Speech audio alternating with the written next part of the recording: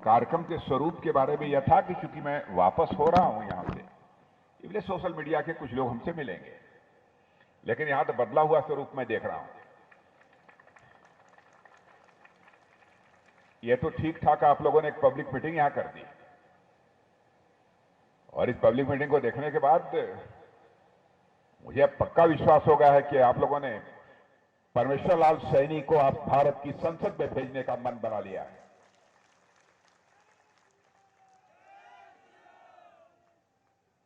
बहनों भाइयों, सारे देश में करिश्मा हो रहा है। मुरादाबाद में भी करिश्मा होना चाहिए, ये संभल में भी करिश्मा होना चाहिए। यह मैं आप सबसे अपील करना चाहता हूं। क्यों होना चाहिए? आप लोगों ने 2014 में भी केंद्र में भारतीय जनता पार्टी के नेतृत्व की एनडीए सरकार बनाई, और उससे अधिक सीटों से आपने पुनः भारतीय जनता पार्टी को विजय दिलाकर 2019 में भी सरकार बनाई। लेकिन सारे देश का मूड इस समय मैं जो देख रहा हूं, क्योंकि कल मैं तमिलनाडु की 3 सार्वजनिक सभाओं को परसों संबोधित किया, उसके बाद अरुणाचल प्रदेश नॉर्थ ईस्ट की सार्वजनिक सभाओं को संबोधित करने के बाद आज उत्तर प्रदेश में हूं, कल फिर मध्य प्रदेश में रहूं। देश का जो मैं मूड देख रहा हूं, मैं इस नतीजे पर पहुंचा हूं कि देश ने मन बना लिया है कि इस बार मोदी जी को 400 से अधिक सीटों पर विजय दिलाकर भारत की संसद में एनडीए की हमको सरकार बनानी है। ऐसा मन क्यों बना है? इसके पीछे तर्क है। तर्क यह है, चुनावी घोषणा पत्र में जो कुछ भी हम लोगों ने कहा है, अक्षरशः उसको पूरा किया है। पहले राजनीतिक पार्टियां कहती कुछ थी और करती कुछ थी। उनके कहने और करने में अंतर होता था। इसलिए राजनीतिक पार्टियों पर से, नेताओं पर से जनता का विश्वास धीरे धीरे कम होता चला गया। भारत की राजनीति में विश्वास का संकट पैदा हुआ। उस विश्वास के संकट को पहली बार चुनौती के रूप में किसी राजनीतिक पार्टी ने स्वीकार किया है। मैं दावे के साथ कह सकता हूं, भारतीय जनता पार्टी ने स्वीकार किया।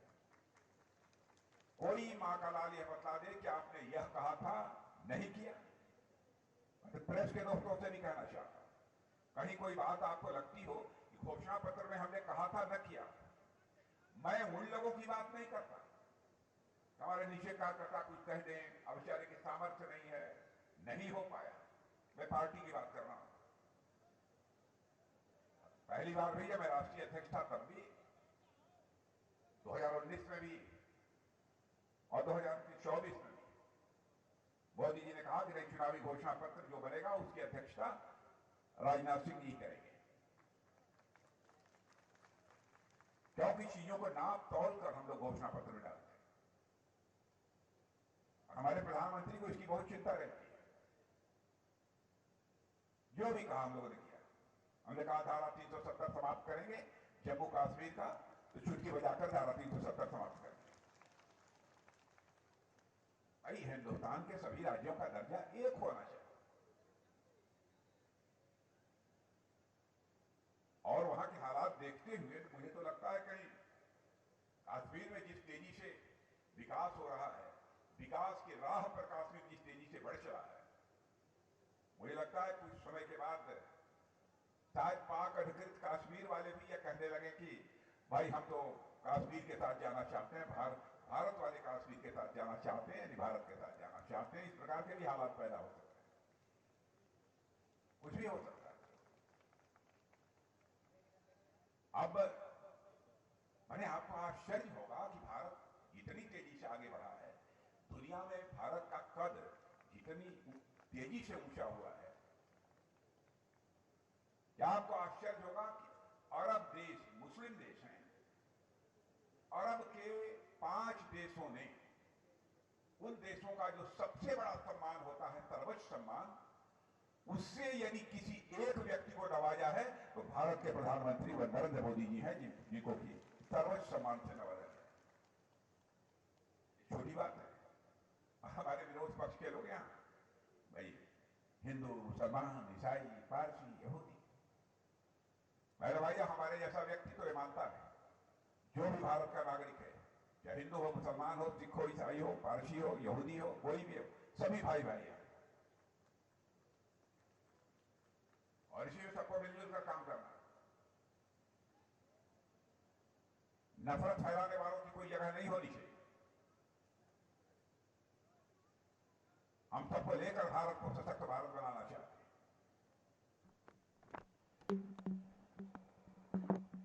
और यही कारण है कि इसी सलीके से, इसी विचारधारा से हम लोगों ने काम किया है। आज हमारे देश का मस्तक सारी दुनिया में ऊंचा हुआ है। सारी दुनिया यह कहती है भारत, जितनी तेजी से भारत ने विकास किया है, इतनी तेजी से इतने कम समय में दुनिया के किसी देश ने विकास नहीं किया है।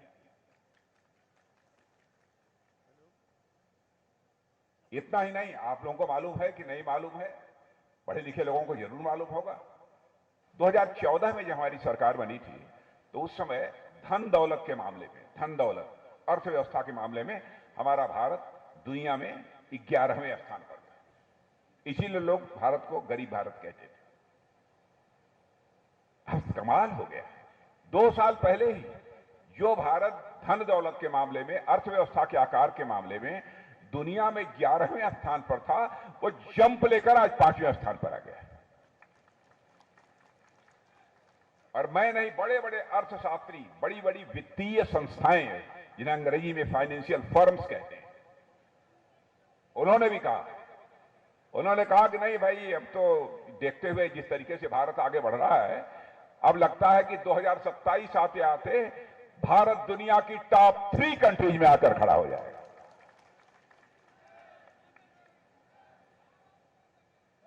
यह मैं नहीं कह रहा हूं, वही लोग कह रहे हैं।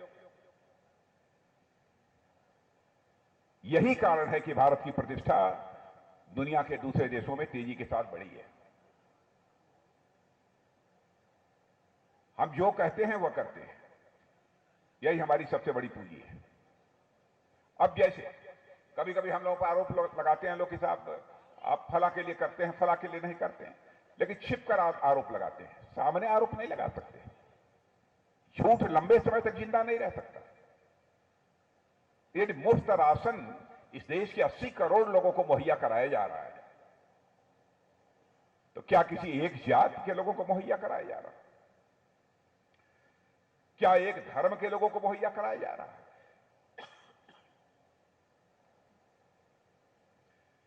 यदि दिया जा रहा है तो सभी जात, सभी वर्ग, सभी धर्म के मानने वालों को दिया जा रहा है। यदि आवास दिया गया है तो आवास भी सभी जात, पंथ और मजहब के लोगों को दिया गया है। कोई भेदभाव किया है? लेकिन सपा, कांग्रेस, बसपा, इनके पास कुछ बचा नहीं है। अभी जात पात के आधार पर हिंदू मुसलमान में नफरत पैदा करके ये अपना उल्लू सीधा करना चाहते हैं। बहनों भाइयों, इससे हमको बचना है। मैं तो संभल के मुसलमान भाइयों से भी कहना चाहता हूं, करिश्मा कर दीजिए, इस बार करिश्मा कर दीजिए। एक बहुत ही सरल इंसान परमेश्वर लाल सैनी चुनाव के मैदान में है। बहुत बहुत धन्यवाद आपको, शुक्रिया।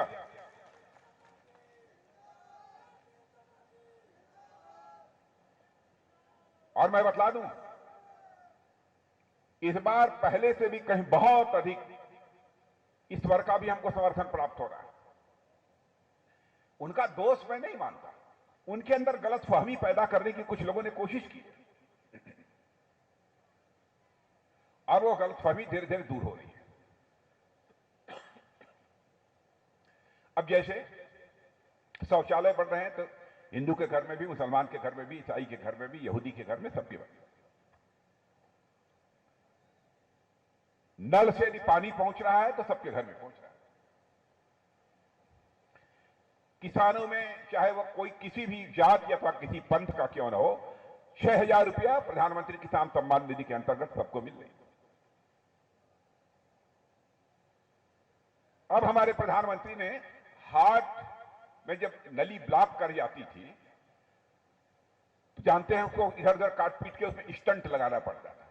स्टंट जो पहले 75,000 1 लाख रुपये मिलता था, प्रधानमंत्री ने कहा कि भाई बहुत ज्यादा कीमत है, गरीब आदमी यदि उसका दिल खराब हो गया, दिल खराब होने का मतलब नहीं, स्टंट लगने की नौबत आ गई कोई नस वगैरह काटने के बाद, तो 1,75,000 तो खर्च कर ही नहीं सकता गरीब आदमी। तो उन्होंने कहा कि स्टंट केवल 7,500 रुपये का मिलेगा। बहनों भाइयों, ये कर दिया। तो उससे तो दिल का इलाज चाहे किसी भी जाति पंथ और मजहब का कोई क्यों ना, सभी का हो रहा है। तेजी से बुलेट ट्रेन अब भारत में चलने लगी है, जो दुनिया के कुछ देशों में हुआ करती थी, सभी देशों में नहीं। उसका लाभ भी सबको मिल रहा है।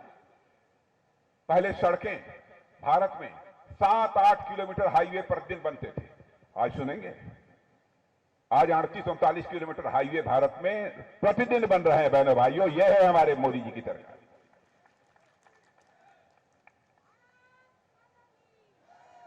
यह है सरकार। जहां तक रक्षा का सवाल है, आश्वस्त रहिए, भारत की सीमाएं सुरक्षित हैं मेरे बहने भाइयों। भारत अब कमजोर भारत नहीं रहा है, भारत दुनिया का ताकतवर देश बन चुका है। भारत दुनिया का ताकतवर देश बन चुका है। और ये केवल मैं अपने मुंह से नहीं कह रहा हूं, दुनिया के जो ताकतवर देश माने जाते रहे अब उसे स्वीकार करते हैं। यह स्थिति है भारत की। आप कल्पना करिए, रूस और यूक्रेन की लड़ाई शुरू हुई 2 साल पहले। रूस ने धड़ाधड़ मिसाइल दागना शुरू किया यूक्रेन के ऊपर, और यूक्रेन ने रूस के ऊपर मिसाइल दागना शुरू किया। तो हमारे बहुत सारे बच्चे, हिंदू मुसलमान ईसाई सबके, भारत के रहने वाले बच्चे वहां पर यूक्रेन में पढ़ते थे। तो उनके माता पिता परेशान हो गए, कहीं मिसाइल चल रही है, हमारे बच्चे भी कहीं मिसाइल गिर गई, क्या होगा। तो हमारे प्रधानमंत्री से उन लोगों ने मांग की कि साहब चाहे जैसे भी हो, यूक्रेन से हमारे बच्चों को निकाल लाइए, भारत ले आइए। बहन भाई, दुनिया का कोई देश जो काम नहीं कर पाया वो हमारे प्रधानमंत्री ने कर दिया। उन्होंने टेलीफोन मिलाकर यूक्रेन के राष्ट्रपति मिस्टर जेलेंस्की से भी बात की, रूस के राष्ट्रपति मिस्टर पुतिन से भी बात की, और अमेरिका जो दुनिया का सबसे ताकतवर देश माना जाता है उसके प्रेसिडेंट मिस्टर बाइडेन से भी बात की। आपको आश्चर्य होगा, दोनों देशों ने 4.5 घंटे के लिए युद्ध रोक दिया और 22,500 जवान हमारे निकलकर भारत आ गए।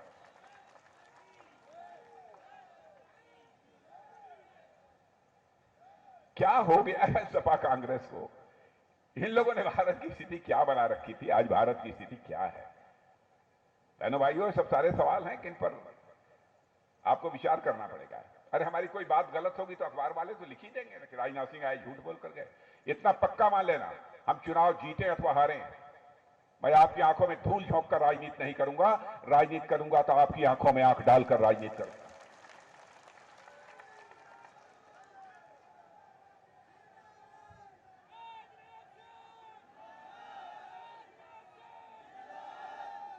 मैं उत्तर प्रदेश का मुख्यमंत्री भी रहा हूं,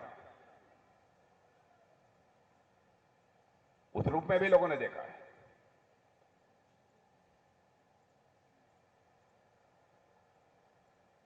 अब मुझे कल्पना नहीं थी कि आप लोग इतनी बड़ी संख्या में आ जाएंगे। हम तो समझते थे कि 200-400 बुद्धिजीवी समाज के लोग होंगे। लोगों ने कहा था चलते समय 10 मिनट बोल के निकल जाइएगा, लेकिन आप लोग इतनी संख्या में इकट्ठा हो गए तो ठीक ठाक है ना कि नहीं है? पक्का? या पीछे के लोग बतलाइए, पक्का? पक्का पीछे के लोग? भाई हमारे प्रेस के मित्रों देख लो, पीछे भी मामला दुरुस्त है, आगे भी मामला दुरुस्त है, दाएं भी दुरुस्त है, बाएं भी दुरुस्त है। अब यह बताओ कि समाजवादी पार्टी में रह क्या गया है, क्या है? देखो, ईमानदारी की बात, मुलायम सिंह जी थे तो थे, तब समाजवादी पार्टी का मामला कुछ था। खबर आ गई, टाइम हो गया, जाना है। लेकिन आप समझिए कि इस समय समाजवादी पार्टी के पास कोई काम नहीं है। समाजवादी पार्टी केवल एक काम कर रही है, सोमवार से लेकर रविवार तक रोज कैंडिडेट बदल रही है।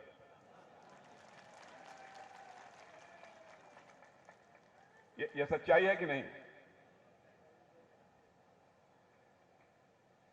अब मुझे लगता है कि 2024 का जो एक चुनाव हो जाएगा उसके बाद लोग कहेंगे सपा। सपा मतलब समाप्त पार्टी। अब कांग्रेस के बारे में चुनाव के बाद लोग पूछेंगे, आगे के जो भी नौजवान होंगे, कौन कांग्रेस? कांग्रेस किसे कहते हैं? यह हालत इन लोगों की होती जा रही है। मेरे बहनों भाइयों, साइकिल पंचर हो गई है, टायर गए हैं खुल।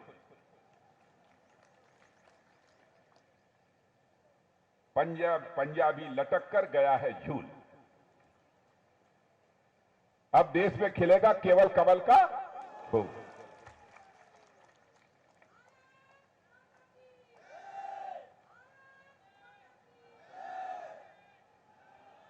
तो परमेश्वर लाल जी को जिता देंगे पक्का। और एक चीज मैं बता के जाना चाहता हूं संभल के लोगों को, बहनों भाइयों, अगली बार मैं आऊंगा, 1.5 घंटा बोलना होगा तो 1.5 घंटा मैं बोलूंगा, आप लोगों से बातचीत करूंगा।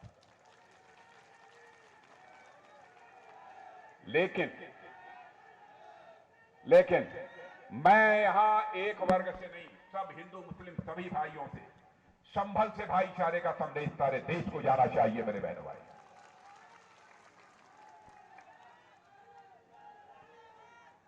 और मैं मुस्लिम भाइयों को कहना चाहता हूं, सपा और कांग्रेस के लोग बराबर भाजपा को लेकर आपके मन के अंदर नफरत पैदा करते हैं। इससे बचिए, देश के लिए खतरनाक है।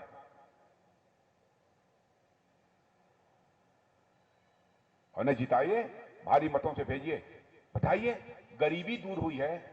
अब दुनिया के अर्थशास्त्री कहते हैं कि भारत में 25 करोड़ लोग गरीबी रेखा के बाहर हो गए। माने भारत में कभी हुआ, दुनिया किसी देश में नहीं हुआ कि 10 साल में 25 करोड़ लोग भारत में गरीबी के बाहर हो गए। क्या चाहते हो?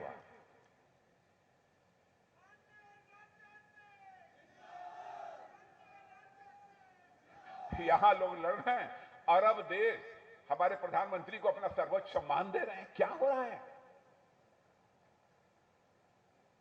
बहनों भाइयों, देश को, समाज को तोड़कर नहीं बनाया जा सकता, समाज को जोड़कर ही देश बनाया जा सकता है।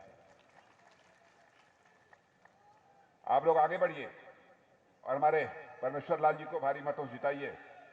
देखिए, एक चीज देखा होगा आप लोगों ने, परमेश्वर लाल जी को नीचे से लेकर ऊपर देखिए, वेशभूषा, चेहरा, बड़े सौम्य, बड़े सरल, बड़े सज्जन व्यक्ति हैं। ऐसा सांसद नहीं होना चाहिए तो क्या कोई खूंखार सांसद होना चाहिए? सीधा सरल सज्जन ऐसा ही व्यक्ति होना चाहिए, कोई खूंखार सांसद की जरूरत नहीं है। अब जिता देंगे, जब संसद सदस्य बन जाएंगे तो आपकी समस्याओं का समाधान करेंगे। और मैं संभल के लोगों को, राजनाथ सिंह ये कहकर जा रहे हैं, संभल के विकास के लिए परमेश्वर लाल को जितनी हमारी पावर है पूरी पावर लगाकर इनकी मैं मदद करूंगा, पूरी मदद करूंगा संभल लाल जी की। जाइए, आप जाइए लखनऊ देखाइए, आप जाइए 10 साल पहले का लखनऊ, आज का लखनऊ देखकर आइए। वहां पर एक रेलवे स्टेशन बना है वर्ल्ड क्लास का, विश्व में आपको रेलवे स्टेशन वैसा नहीं दिखाई देगा। गोमती नगर जाकर देखिए। मैं मदद करूंगा संभल की, परमेश्वर लाल जी के माध्यम से। लेकिन मेरी एक बात मान जाइए, इन्हों जिताकर भेज दीजिए। तो चलें चलें, तो एक बार हाथ उठाकर बोलिए, भारत माता की।